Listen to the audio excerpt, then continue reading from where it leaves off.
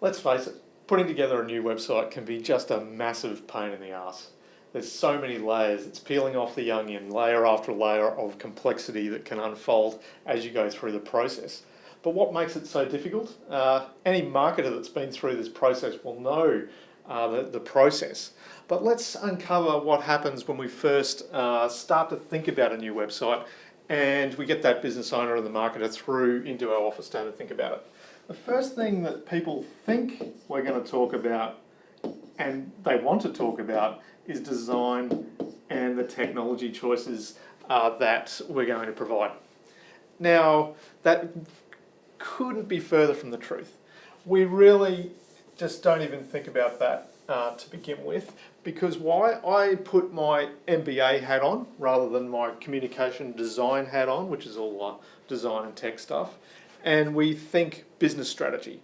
We're really getting inside the head, inside the culture of your business to find out how that site, that new site, can really drive your business forward. What are the components of that? Well, I'm going to call it the 5 C's, and I'll take you through that now. So we're going to go for, the first one really is about your company. So it's a situation analysis. Let's call it looking at your existing goals, where you're at with your business, strengths, weaknesses. What's your culture? What's the tone of the site? How does the tone of the site need to match the culture of your business to really make you unique online, to give that end user experience of, hey, this is who I'm dealing with, this is you as a business and your personality online. And then we also look at your product. So we're talking about the 4 P's of marketing here, the classic MBA speak, the product, price, place and promotion of those products that you sell or those services that you sell online. So all of those things go into the company. What's the next one? Well, it's about capabilities. So let's look at that. So capabilities are your ability to resource not just the project, but the website going forward, your HR, I guess. If you've got a marketer and you've got copywriting and you've got ability to produce media and all of those things, then the experience of getting through that website project are probably going to be pretty solid. But for a smaller business, that might be much more challenging. What components of your business can you really push through into to completing that overall project? But that's also about your larger scale, where you might want to sell X, Y, and Z to A, B, C over here, but you may not just have the right team in place to do that. So you need to think about digital transformation to automate some of those processes to make sure your distribution can work. So it's about capability there. The third one is your customer.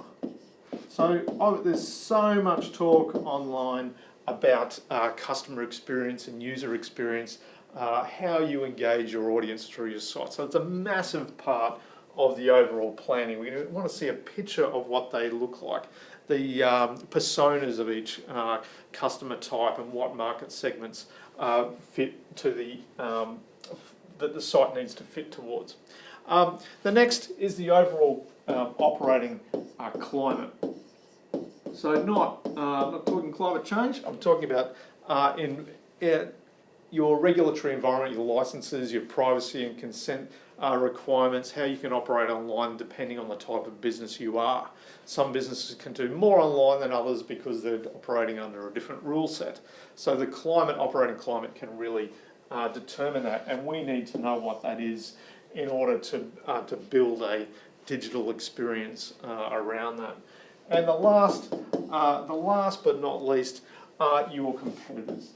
So the big driving force, the business owners, that gets business owners in our door usually is their top 3 competitors are going gangbusters online, and they've dropped the ball and they want to take their digital experience to the next level just to compete, just because they just don't want to lose to their guy down the street that's doing the same thing.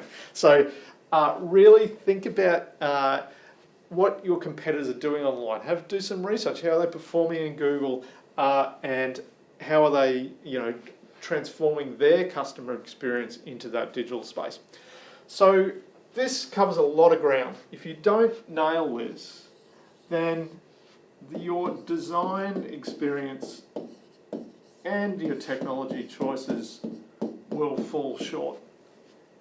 You really need to think about every component in order to get great design and a great technology choice and a great end result.